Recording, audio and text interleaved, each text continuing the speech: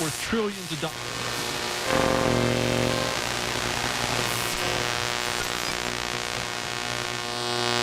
Youngster Year.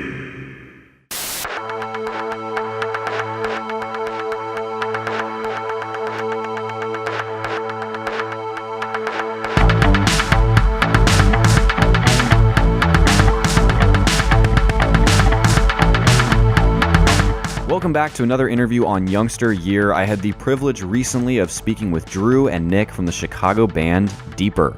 They're just about to release their third studio album called Careful on September 8th, and it will be their debut on the legendary indie label Sub Pop Records. I've been listening to this band for years, and so getting to do this interview was an absolute treat for me.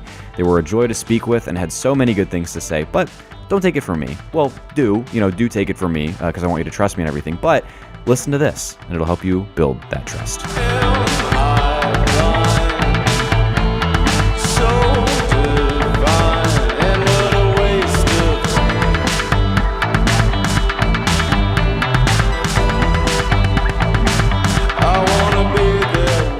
You guys came up in this sort of like renaissance of indie music in Chicago, and so now preparing to release your third album.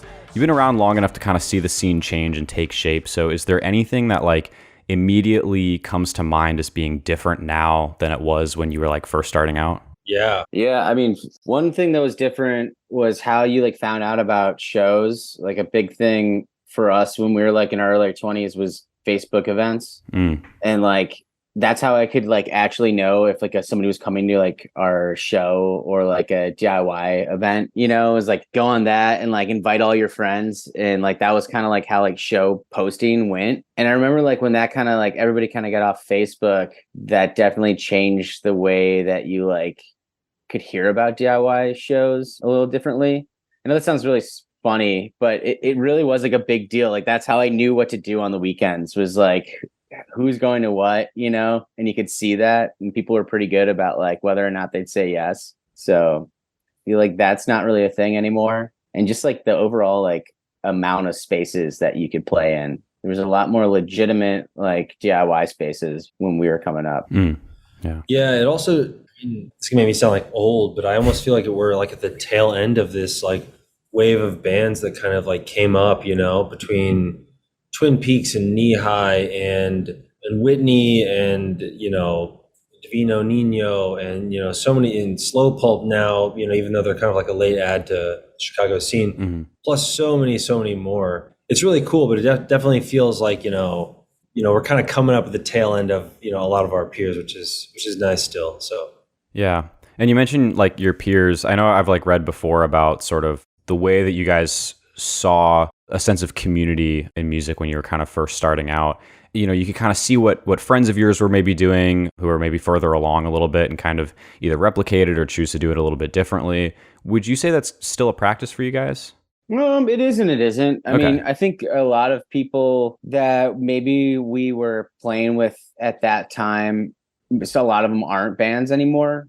And a lot of our friends that were in the music industry or like in bands that were doing stuff maybe got out of it after the pandemic. So I feel like there is definitely a camaraderie between us and people that are still doing it. But I feel like it's definitely a little bit different now. It feels like we're kind of just trying to do our own thing, and we're less about just being as like Chicago centric as possible, which I think is just from just growing and just touring so much, Yeah. Like, of course I have a lot of love for Chicago, it's my home, but I feel like, I don't know. It's a little different than it was before. It's not as easy. We're like Drew said, he's not dating ourselves. It's not like we're like old, but like, when you get in like your late 20s, 30s and stuff like that, I feel like people start to move on to like different paths. And like we know people that are younger doing it and they have their groups and those are getting bigger and better.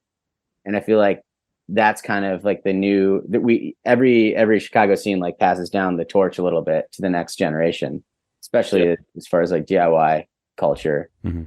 And I think that's also just part of growing older and stuff. It's not like some phenomenon that's specific to music. It's like, you know, like after college or like, you know, your early 20s or whatever, it's like you're just like hanging out with friends and like just going out all the time. And, you know, if you kind of apply that same lens to a music scene, it's just like so many nights of the week you're just going to shows, you know, just like different houses, different spaces, just like meeting up with people, doing so many different things. And yeah, it's just the natural, you know, kind of like progression of things. I definitely think COVID had a big part in it too. Just like getting to the other side of the pandemic, and it's like, oh man, I don't even know what the DIY spaces are now, and it's just kind of like all the people that you kind of like came up with prior to the pandemic. I definitely feel like there's kind of like a big break between like us and like the next wave of people, kind of as a result of that. Yeah. I do think that throughout this whole like process, you guys have obviously changed a little bit from album to album, but the band has this incredibly unique and recognizable sound. And from what I understand, it hasn't always been this way. Is that right? You guys had kind of a very different approach to things before you had any sort of official releases. Yeah, I mean, like our whole philosophy as far as like the way we like write the guitar parts was never playing chords and trying to like incorporate like if you're playing like we're both kind of playing the same riff on top of each other.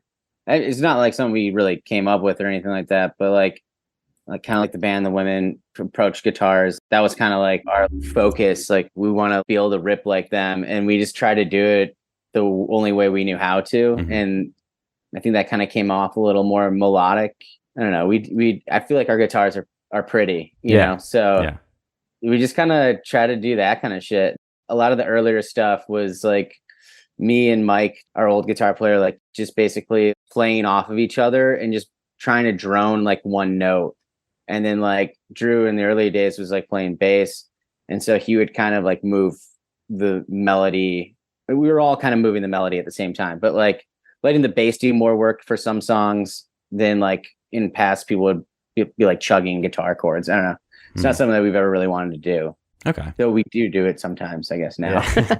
We want to sound like a rock band or something. Of course, yeah. I just wanted to ask about that real quick because I read that somewhere and I thought that was really interesting. So yes, the album, really quickly though, I do just want to talk about like the history of sort of like the sequence of albums. And I know that with your very first record, the self-titled, you had to record it in pieces just because that's kind of the way it worked with the person who was producing it at the time. David Trano, yeah. And I think I remember reading that you had all kind of agreed that that aspect of it kind of having been recorded in pieces, it kind of added something to it and gave it depth. And so, you know, I'm assuming you took perhaps a little more structured approach with Careful, but are there any like circumstantial qualities unique to this album that you think sets it apart from the rest?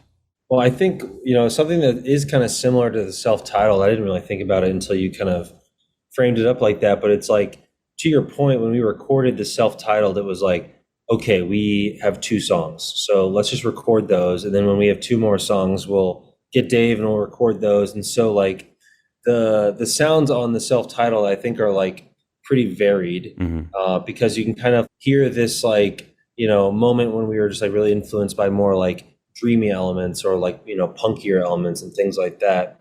And touching on Autopain, I feel like Autopain was like very much like, it's still diverse in sounds, but I feel like it's a very like fully realized vision of a record, like start to finish, like of, you know, like that's how it should be consumed, in my opinion. With Careful, just like it was written like kind of in piecemeal over the pandemic. And so maybe kind of like in a similar way to the self-titled, it was like we kind of like pull different influences and things like that. The difference though is with the self-titled, it was like we were just throwing stuff at the wall and seeing what stuck, and then we're like, let's just record it. Whereas with Careful, maybe it's like a similar approach to the first record, but it's much more iterative, and like, you know, Nick and I just like bouncing ideas back and forth and like, you know, slowly like fine tuning them until we like unlocked the song. So it feels like a lot more intentional, I think. All right, yeah, so more of an intentional sort of vibe with this new album. And it was brought up in a previous interview from like a year ago when it was still in the works and you guys were still writing and recording. And I think it was actually Nick who was saying you'd all been really taking your time with it, and there wasn't as much of like a sense of urgency or comparing yourselves to others. So then that was a year ago. Did that continue to be the case when you were kind of finishing it up? I mean, there was a little bit more of an urgency when we were trying to get somebody to release it. Yeah. You know, like we wanted it to come out But no, I don't know if we ever really felt urgent about this one. It took a lot of work in a lot of ways, though. It didn't take as much work as it felt like Autopain did, or even the self-titled one. It just was like a lot of gaps of us not working on it. We did the bulk of it probably around the time that interview. I don't know which one it was. I probably was blabbing about it in a lot of things, but it took about like a year and a half to write most of the songs. And then we went into the studio for about 2 weeks and had the bulk of it done. And then we just kind of like mixed it and put it on the shelf for a while. And it just didn't feel like we really had it yet. Mm-hmm. And then right around the time we started working with Sub Pop, we're like, all right, well, let's try to finish this. And we ended up writing like the last 2 songs were Bite and Sub that we put on the record. And that kind of made it seem like it had like a voice or something, or just like a direction. And that was something that we were missing like the whole time. There was just a lot of abstract stuff that we were trying to do with the album that I feel like we hit sometimes, and like other times we didn't think that we really got it. Mm-hmm. And so a lot of the time, at least for myself, I think I could speak for some of the other guys too. When you're not really that sure of something as much, like, I don't know, it's easier just to kind of try to forget about it than to fix it, you know? Yeah. And when we started trying to actually fix it, we started to realize that we had something good. So I'm really stoked about it, how it turned out. I think everybody else is too. And we're like, we actually just got back from like learning how to play some of the songs. We're practicing, trying to figure it out. Awesome. right Yeah. You're going to need to pretty soon. Yeah. So we're in the middle of actually learning it. So that's kind of the fun part now. It's a lot. So I'm really excited for people to hear the full thing though. Awesome. So. Yeah. And just to add to that, you know, like with Nick talking about like some of the more abstract components, we were listening back to what we had recorded before adding these final 2 songs. And I think, you know, when it comes to like venturing into like new territory, it's like, I feel like if the listener doesn't have like enough frame of reference for like a different, deeper sound, or like a more like normal, deeper sound, I guess, then it's harder to latch on to some of the more abstract things. It's if you don't have like a frame of reference, then you can't really deviate from anything. You're just kind of like scattered all about. So I feel like these other 2 songs gave us like a nice like anchor to then like do weird stuff from. And so then it gives like the album, like it feels like very, like it all works together. Yeah. I would say. Yeah. We like tried to sequence it for like, I don't know, maybe 2 months. It's just going, maybe it wasn't that long, but felt like fucking forever. And we basically, yeah, that was like, that's always the hardest part for us. We can finish something. And like I said, we had it basically done for, I don't know, maybe a year or more, and figuring out how to have somebody listen to it, that like matters to us maybe more than anything else. So that was like a big part of it for us too. Yeah. Yeah. I mean, I think that's why it sat for a moment, was because we were just like, this is almost a record. This is like basically like we could release this and it would be considered like a full length record. But like trying to play with the sequencing, it was like this never really clicks. Like it kind of goes from like a more straightforward song to something weird, and it doesn't really like, it feels very like sudden, you know? And so just getting a couple more other songs, we could like slot things in a different arrangement that made, you know, it really did like unlock the rest of the record, you know? Yeah. And I think that's like the other thing that we did in the sorry. No, it's okay. Me and Drew will literally go on. Please, if you just sit there, like we'll say something. Now you're making my job easier. Let's go back and forth endlessly. I think the other thing that's really cool about the record was in the final mile was, you know, tweaking with different like interludes and found sounds and noises to really bring it together. Because one of the songs, Fame, which is going to be the next single.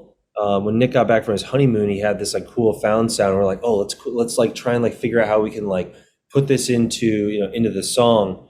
And I think it also just gave us like more ammunition to have things to kind of like thread between the songs and give it a lot more flow than it had before we added those 2 songs. So it was really adding the 2 songs, then figuring out how to thread a couple other like interesting components to like really like be the glue in between them. Okay, 1, 2, 3.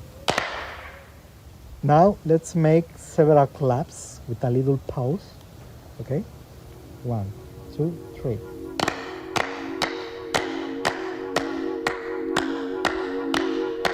Faster.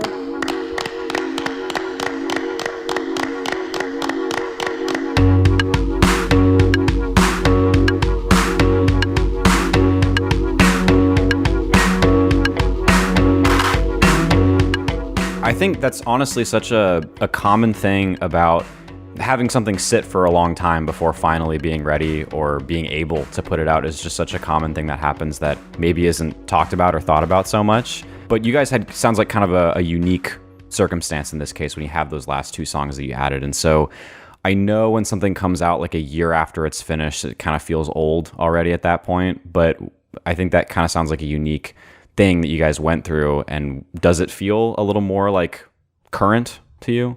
Yeah, it definitely does. Yeah, because we don't know how to play it. Well, there you go. Yeah. All right. Fair enough. Yeah. But the songs are old. Like Dual Bass is a song I like wrote it almost 7 or 8 years ago. Oh, wow. And it was just like during the auto paint sessions, I brought in like some tapes that I had of demos, and that's like what became like Lake Song and Warm. Those are like kind of where those songs came from. And on that I had Dual Bass. And so like when we went in for like 14 days to record shit, that was one of the things that our engineer producer Dave, like he's like, we should bring that song in and try and see what we could do with it. So like we had that Telly, like I had like a version of that I did, and I thought it was garbage, and I sent it to Drew, and he like was obsessed with it, and he's like, no, we got to figure this one out. So that was really like his baby, trying to get that one into this album. I'm in the fields of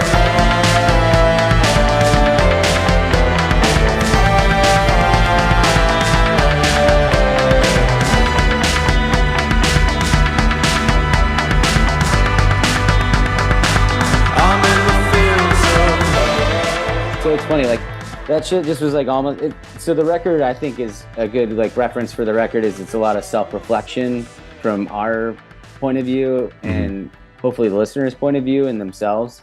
That's kind of the fun part about this record is it was a lot of going back and seeing stuff that maybe we kind of disregarded before. So there's a lot of reflection in how we became this band. Yeah. You know, Sub having a guitar part from the first single that never even came out for Deeper was another example of that.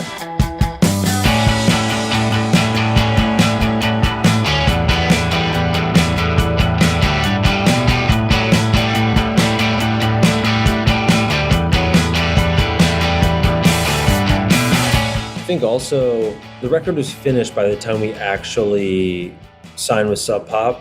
So because we were like out of contract, you know, when we were largely like writing it and working on it, I feel like we could kind of pursue whatever we wanted and not feel like there were these like expectations.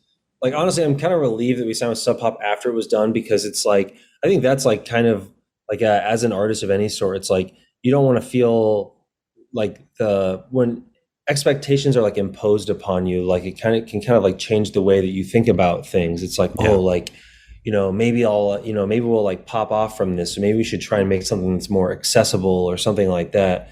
And I think we were able to make an album that's like really true to ourselves because of the pandemic. We were just like kind of like limited to our own worlds, you know, like writing just like in isolation. Yeah. And then, and then finishing it before Sub Pop was involved. So I do feel like, you know, it's through and through like us, and like we feel like we can take some more risks and stuff. So I'm really excited to get it out. That's good. Yeah. Are you, I mean, obviously you're very aware of it, but are you afraid that like that sort of perceived expectation imposed might like affect you for future releases? I don't think so after getting this one under our belt. Okay. I personally think that like the team that we have on Sub Pop, like if we were to do another record with them, I trust that they would let us do whatever we wanted to do in the way that we would like to, you know, like they've never been like overbearing in any way. So I feel like being able to go through this cycle like this will make it so like the next one won't feel that big or like that, like much of an increased pressure. I think it's just like the normal pressure of just trying to make something better than the thing before it, you know? Right. And I mean, our goal is to constantly change and be better and do stuff that excites us, you know? So definitely. Yeah. I'm excited to see what that is. I feel very fortunate, like to Nick's point, it's like everyone at Sub Pop is very real and humble. And even though it's like definitely feels like a step up, at the same time, it's like they're all just people that are really excited about music. And it definitely doesn't feel like, we're in a room with some like bigwig who's like, we need to sell more records, like, write another hit or something like that. So it's nice. Yeah, that is nice. And I definitely do want to come back to Sub Pop in a second, just because that's really exciting stuff. But I wanted to go back really quickly. We were talking about singles earlier. And something that I immediately noticed in Build a Bridge when it came out was that repeated lyric, "It's the right kind of rhythm," is also, I noticed it's in Willing too on the last album. Yeah.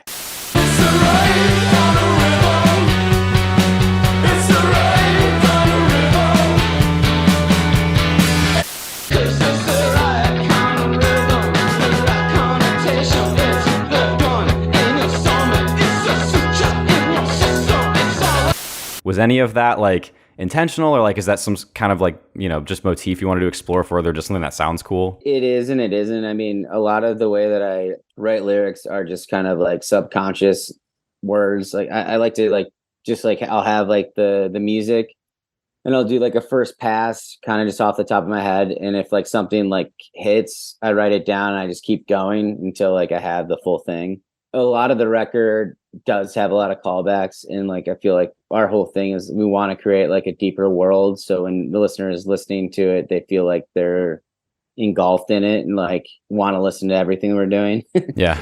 And like the music videos are a part of that too, where I don't know, there's like things in them that you might find in other stuff, and that's definitely something that we like to play around with.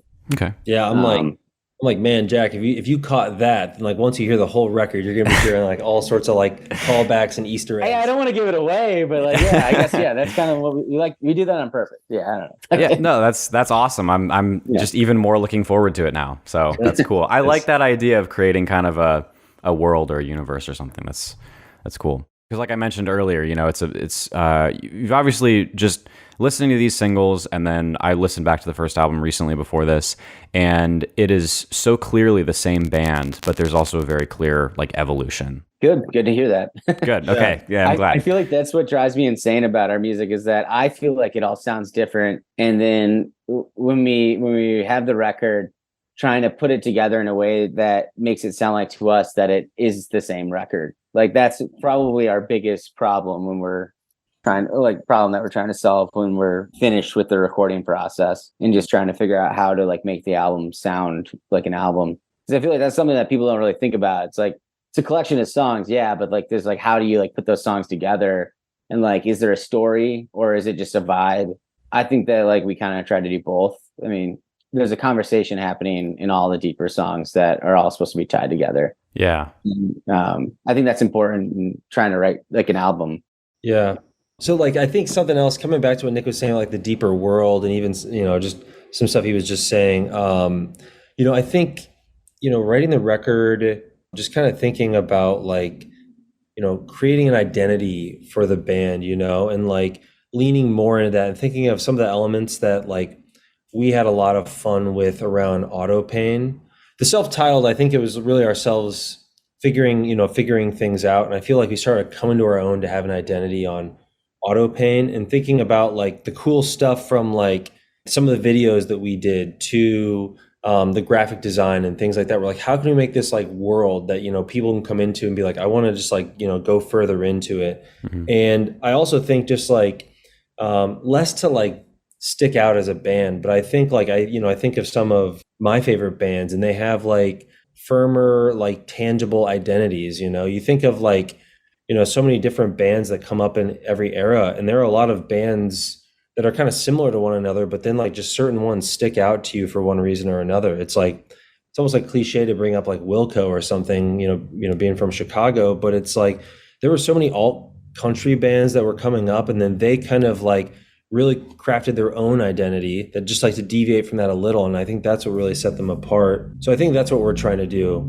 long story short. And there's really something to that. Like the aesthetic is like so clear, like you said, from the videos to the album artwork. And there's like really something to be said for that. I don't think it's maybe it's something that people really notice and are aware of, but yeah, it's, I don't know. I hope. Yeah. I mean, I definitely do. It's such a like, and honestly, this isn't like this is more good than bad, but I eventually like bought the Autopain record, but I got the deluxe thing, and I was a little bit disappointed that it wasn't the same cover as the regular one, just because like it's simpler, and I just really liked the picture on. I mean, it's not a big deal, obviously, but just to that point of like the aesthetic, it's so. I thought the album cover was so cool, and it's a good album too. So it like they really do work together. Well, yeah, we tried to like put them together in a way. Or Drew, I think you were about to say how we were going to do it, but yeah, I'll let you take that over. Well, so if you look like on Spotify at all the remixes that we did, the cover work for the remixes, I don't think we've ever said this to anybody, but all the remixes, like they each have their own like art, and it was like this kind of like cool blue, and like the initial idea, if you look at that cool blue, like the initial idea was like, oh, maybe we do like the Autopain cover, but instead of that like red, it's like a blue, right? And then make that the deluxe edition. But we were actually thinking, we're like, man, I don't know if that's like really like, it's almost that's almost cliche. Like, okay, just like the same album cover, but now it's just like a slightly different color, and now it's the deluxe edition. So we were like, how can we make this like a little more like impressive? And so we iterated on a couple of different ideas, and we just landed on like, let's just do like this like hyper minimal, so it like actually contrasts nicely to the cover, and then you open it up and you have like the all black, which I think looks really cool. Yeah. So that's funny that you say that though. I mean, I really like the Autopain cover, but I think this is like a nice like way to stand alone and not just feel like a different color. I agree. Or something. I agree because sometimes a deluxe will come out. Like I know, I don't know if you guys know like Partisan Records. They'll put out deluxe editions of like a lot of their releases, and it's exactly the same. You'll just have like it'll be like a gatefold or something instead of like same cover. Yeah, we wanted to be a little bit different, but I mean, there's definitely parts of it that are the same. Like the inserts are all supposed to be the same. Okay. Yeah, we initially wanted to do a die cut, so like the Urdu symbol that says deeper in the middle, that would be like cut out, and then like the sleeve would go in there and it'd be red.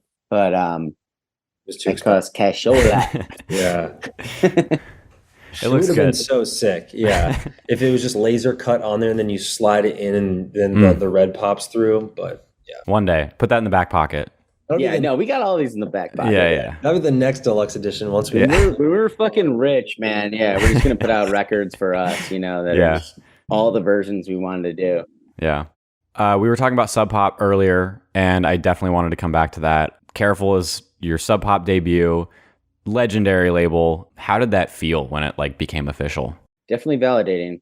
Yeah, I'm sure. I was so many moments where I was like, is it gonna happen? Is it not gonna happen? I don't know. You get like, you learn to like not really tell anybody about things, like your family members, prematurely, pretty quickly when you're trying to like sign a record deal or do any sort of basically anything that's like you're trying to be public facing. Don't ever tell anybody you're going to do it or it's going to happen until it's 100% going to happen. So I told my like parents and my brothers that we were going to sign a Sub Pop because I thought we were going to sign way earlier. Yeah. That was not the case. So then I'm like, damn, I really got to like tell them this didn't happen now. Like I'm going to look like a fucking idiot. So yeah. If there's any piece of advice, keep everything close. Don't ever say anything to anybody about that shit. I think also it's like, we've talked with a number of like labels, or not even just like labels, but like other things. And it's like, oh man, this great opportunity is going to come through. And then it falls apart for whatever reason, or like we get ghosted on whatever conversation we're having. And so I think it like has caused us to be a lot more level-headed with things. And so we're like, cool, like, well, if the Sub Pop thing works out, then great. And then when it actually worked out, we were all like freaking out and finally could be excited. But it was really hard to try and stay like calm and level-headed going through like a multi-month process of like, kind of tangoing with them and seeing like if this is going to happen, if they were interested. It felt like dating or something. Yeah, it's a lot like courting a person. It's really funny. Especially because like so much of it lived online for us. Like we had met our eventual A&R person before, like we sent him the record. He got the record sent to him and then like reached out to us and wanted to come see us play at a festival. And then we like met him at the festival, played like there was a festival where we played 2 shows at the same fest. And yeah, he like came out to both the shows, and we talked, and then we like went on the rest of our tour, and we're like, well, damn, we really got to like figure this out, see if this is gonna work, because it felt good with him. Yeah. And then when we actually started like going through the process, we still haven't met like half the people that we've talked to. It's just all been via Zoom, because like, I don't know, I think that's just what everybody does nowadays, right? You know, including this. You know, it's like back, sure, like 3 years ago, we might just meet up at like a restaurant or something like that. You know, right? Who knows? They would also previously fly bands out to like have the big marketing meeting and stuff. And yeah, since COVID, they haven't done that. So it's like, yeah, we haven't met a lot of the team still, but yeah, it is a funny courting process. Because yeah, after we played the shows for this A&R person, we're like, that felt really good. Like maybe this is gonna happen, and we're like, oh, we gotta stay level headed, we gotta be calm. And it wasn't until a couple weeks later that he was like, oh, like we want to have like another conversation with you, and just like step by step, like slowly, like starts to like work itself out. So yeah, it was great. It was great, but it was definitely like you have to just remain calm and not get too excited about anything. Right. Yeah, that's tough. Well, you should. I mean, you guys need to hold them to that, giving you the special treatment and flying you out there and meeting everybody. Yeah. So. Oh yeah. Yeah, I hope that happens. Hey, that comes out of your fucking pocket one way or another. So True. Saving some money, you know. Yeah. But you know, it really does feel like a milestone for you guys. I know that you're saying, you know, you feel validated. Was there any sense of like, you know, we have arrived, or like, has it changed your expectations for the band moving forward at all? It made me feel like we have more opportunity, and like we definitely have a chance to do what we wanted to do when we started this project. And I think I'm just really excited to get to work on something else beyond Careful, and to see what Careful can do, you know, on top of that. So I definitely feel like it just kind of put a lot of fire under our asses to just kind of finish what we started, really. Right. Yeah. I also think like, you know, signing to Sub Pop, it's like, you know, I think some people imagine that it's like, it's going to be this like huge springboard, or like there's just going to be this immediate like come up, right? And I think for us, it's actually more like getting like more tools, you know, like adding some like other tools to like your bike or something. You know, you have more like, imagine like rockets being added to your bike or something, but it's like you're just getting like other things added that like enable you, like if you're putting in the work, like you can get more out of it. But there's not one moment where it's just like, okay, everything's like easier, you know? Right. It's like at the same time, it's like everything's more expensive, you know? It's like there's a lot more that goes into an album campaign. So like our break-even point like is further away. But that we're comes basically like the same band, just with better gear, you know? Yeah. That's like all we really are. Okay. You know? Yeah. And so it's just more shit to be able to play better. Yeah. And if that happens, then hopefully people like it more, you know? Yeah. But not gonna change our lives overnight, that's for sure. Yeah. That might be too much to ask. I don't think that happens anymore. Yeah, right? That's too bad.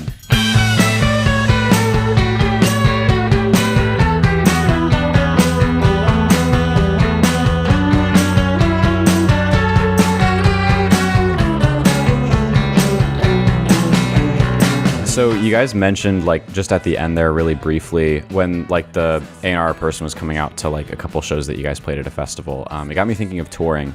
So you guys might have a really interesting take on this, because Autopain came out like right before the pandemic and left pretty much no room to kind of, you know, tour the album. How has your approach to touring changed over the years?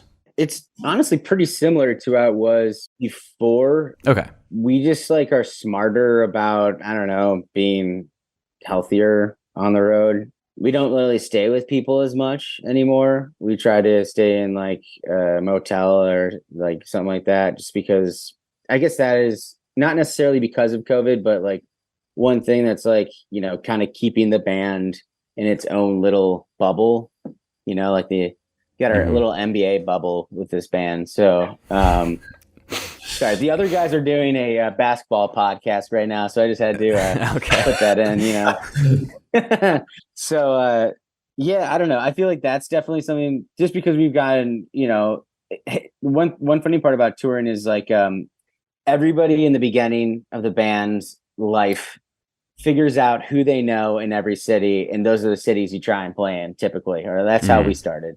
It's like, how do you get out to New York? Who do we know in New York? Who do we know along the way? And those are kind of how we would set up DIY tours and shit, which goes back to my Facebook thing. That's how I would message people on Facebook. Drew would message people on Facebook, Shiraz would.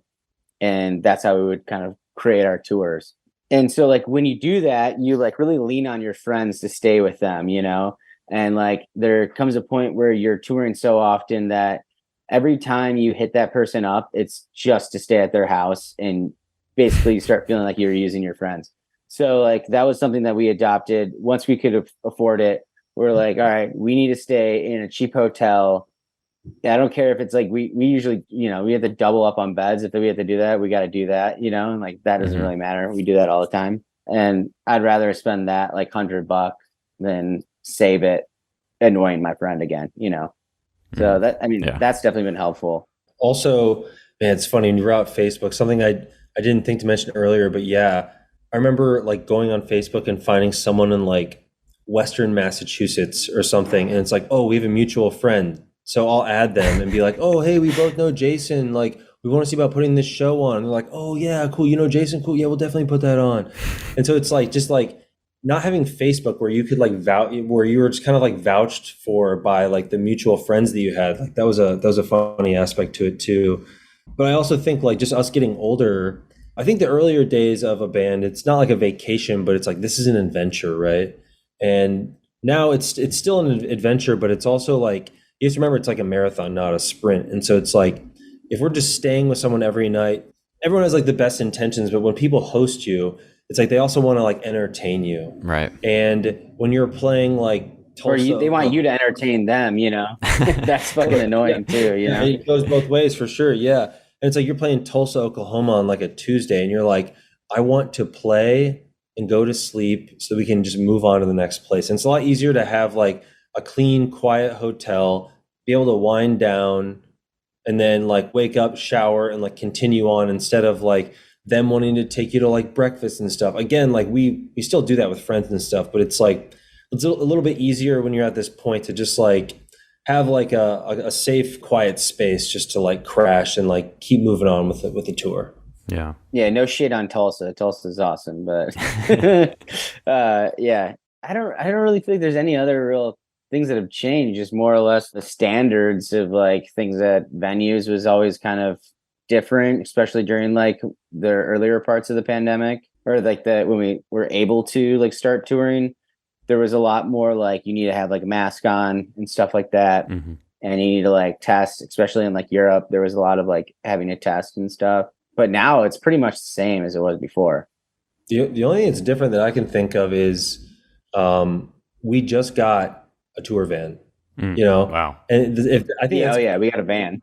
That's more of a testament to how long we kept things the same. We're like Kev, our bassist, we've used his minivan for going on 4 years. And it's like, once we max out the minivan, we're like, all right, well, we're just going to buy a topper instead of like spending money to get like a van, a bigger van. And then we maxed out the topper and it was like, okay, we're just like smashing stuff in here. And then, just before our most recent tour that we did in May, we're like, okay, we have to spring for a full size van so that we can like prepare to, to kind of start taking this to the next level. Right. So that's the only difference. We're a little more comfortable on tour now for sure. Which is good because you guys got a long one coming up. Like between North America and Europe, it's like what, 2 months total? Yeah, it's gonna be good. It'll be fun. It sounds I'm feeling fun. Good. Yeah. All right, and then the soonest thing coming up is the Pitchfork Music Festival on just this Friday, right? Mm-hmm. Playing on Saturday. Yeah. Does your approach to performing change at all when it comes to like those oddball set times and outdoor stages and things like that, with just kind of people floating in and out? Yeah, our festival set is definitely going to be different than a headline set. Mm-hmm. I feel like it's almost more similar to like if we were to open for a band, how we would structure it. A lot of our thinking is like we're playing early, so it's like how many people are going to be there, and like do we want to like make the back more heavy with like things that are maybe like the songs people know. Our set for this year is pretty consistent to like how we would play a deeper set, not watered down, but without like too much noise and shit as like our headline show would be. Yeah. So we're hoping to kind of just play to the online crowd just as much as we are to the people coming in and shit like that. So we want people to see what they want to see. Right. Yeah. Okay. Yeah. I think Nick said it best. Like, it is kind of structured like we're opening for a bigger band. You have to kind of like think like, what's a song that we can play that if someone's like passing through just to get a beer or something and they just like are like, oh, wait, what's going on over there? Even if they just come over and catch a song or two and like decide to check us out after, it's like mission accomplished. Right. So. Okay. Yeah, fair. Honestly, that's good. I hadn't thought of it as like an opening set, but yeah, it makes perfect sense. Yeah. Okay, well, a lot of good is happening right now for the band. Careful comes out early September, and then there's, like I said, going to be a couple months of touring here, and then in Europe, you're on a new label, which is super exciting. What do you see happening next? Like, I mean, I want to play some more festivals because it's super fun, but I think just trying to keep playing after that, try to get to new markets. We really want to get down to Australia and Japan and Mexico and South America and stuff. And then probably start trying to conceptualize the fourth album. Better to get started on it than to wait. Yeah. I also think, coming back to a question that you had earlier, Jack, do we feel like we've arrived or, whatever that was? I think kind of related to what you just asked. I hope, the label is really just going to afford us like opportunities to keep pursuing things. And I think like hopefully next year, like doing like a Europe tour, not in the winter. We've always done our Europe tours in like November or February. So it's like hopefully getting there in like May or June of next year, hopefully getting to Australia. That's what I'm hoping the record can get for us is just like, open up some doors to get like a little bit more desirable, like, times to tour or festivals and things like that. So the kind of funny thing with music is it's like every time you release something, I feel like all the team around the record, around the band, they're always like, oh, well, okay, well, it's going to be the next one that we can do something. And with our Europe tours, like every time we finish it, like our booking agent's like, well, the next one's really going to pop off. The next one's really going to pop off. And so it's like, as long as we can like keep like slowly like stepping up, getting like bigger venues and hopefully getting like some dates in like Spain or some other places in Europe we haven't been, that's really what I would be most excited about. So I don't need like some like big bang where we feel like everything's like happening for us, but just like having some doors open going in next year, I think would be more than enough for me. Awesome. Yeah. Cool. Okay. Well, thanks guys. Really, really appreciate you guys sitting down and doing this, and was really happy to pick your brains on the album and all the stuff you got going on.